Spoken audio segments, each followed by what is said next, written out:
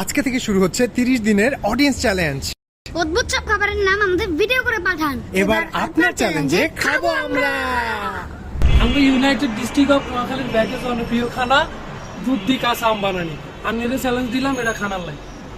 কাঁচা আম আর দুধ দিয়ে আজকে খাবো নোয়াখালীর বিখ্যাত আম মাখানো। এক দেশের আহার আর এক দেশের বাহার। আপনিও দিতে পারেন বাহারি খাবার চ্যালেঞ্জ। অদ্ভুত খাবারের নাম ভিডিও করে পাঠান আমাদের।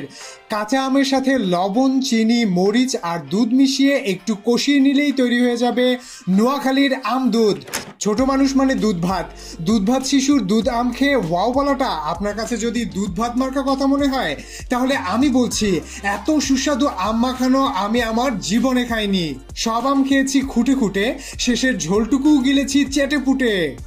এত চমৎকার একটা খাবার সাজেস্ট করার জন্য হলেও নোয়াখালী বিভাগ চাই, নোয়াখালী বিভাগ চাই।